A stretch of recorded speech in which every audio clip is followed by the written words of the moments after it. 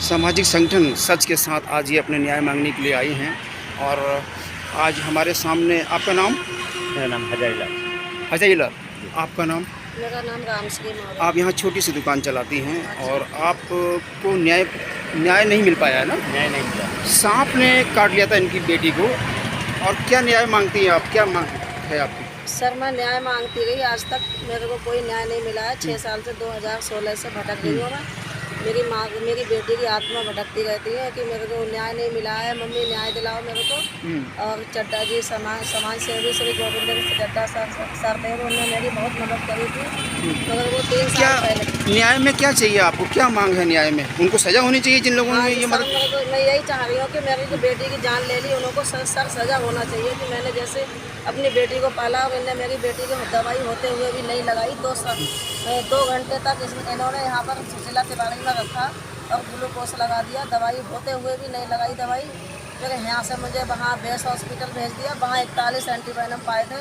फिर भी इन्होंने मेरी बेटी को ऐसे ही मेरे को तड़पा के भगा दिया कि मैं यहाँ के मरीज वहाँ भेजता हूँ सुशीला तिवारी में। कब की बात है ये? ये 2016 की है सर। 7 जुलाई 2016 की। 7 जुलाई 2016। बताइए, 6 साल बीत गए, इनको न्याय नहीं मिल पाया। जो इस पे लिप्त हैं, जिन्होंने झूठ का सहारा लिया और सच को दबाया है, वो सामने आएंगे। हम लोग इसके लिए कार्रवाई करवा रहे हैं।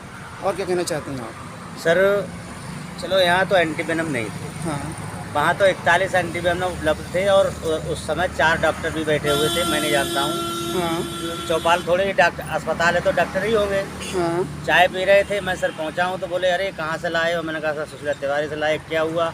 मैंने कहा सर मेरी बेटी को सर्प ने काटा है। बोले अरे ये बोतल निकाल दो, इससे कुछ नहीं होगा। तो मैंने कहा सर आप ही निकाल दो, मैं क्या जानूँ बोतल निकालना। तो सर मैंने बोतल उन्होंने निकाली है, मेरे से बोले डिब्बे में डाल दो।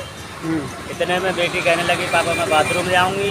तो बाथरूम में गई, फिर भी दौड़ती रही है। फिर भी उन्होंने यही से कह दिया कि यहाँ के मरीज हम बाहर भेजते हैं। तो अस्पताल में भी लापरवाही दिखी ना? जी, अस्पताल में सर 17 मिनट हम रुके हैं, हमारी बेटी के इंजेक्शन वगैरह नहीं लगाए। वहाँ 41 एंटीवेनम पाए थे बेस हॉस्पिटल में, और डॉक्टर लोग बैठे वहाँ चाय पी रहे थे। इतने टाइम सुशीला तिवारी को भेजते। जोशी जी, सच के साथ संगठन के अध्यक्ष जी, इस मामले में हमारा सामने आया है। हाँ पंच जी, इनका जो केस है आज ये इन्होंने बनाया है, तो ये मानवाधिकार आयोग में चला है। कल इनकी डेट है।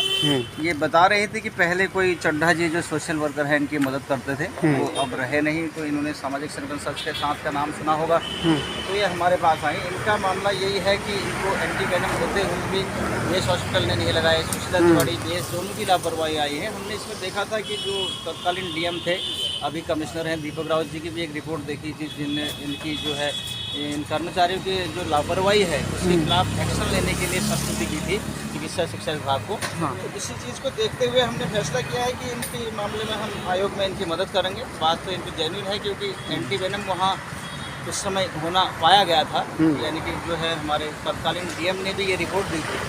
इतने सालों से इनको न्याय नहीं मिला, ये क्यों नहीं मिला, इसकी तह तक जाने की हम कोशिश करेंगे। अस्पताल में भी लापरवाही। बेस हॉस्पिटल में सर ज़्यादा हुई है। हॉस्पिटल में यहाँ 2 घंटे रखा, मेरी लड़की को ग्लूकोज लगा दिया।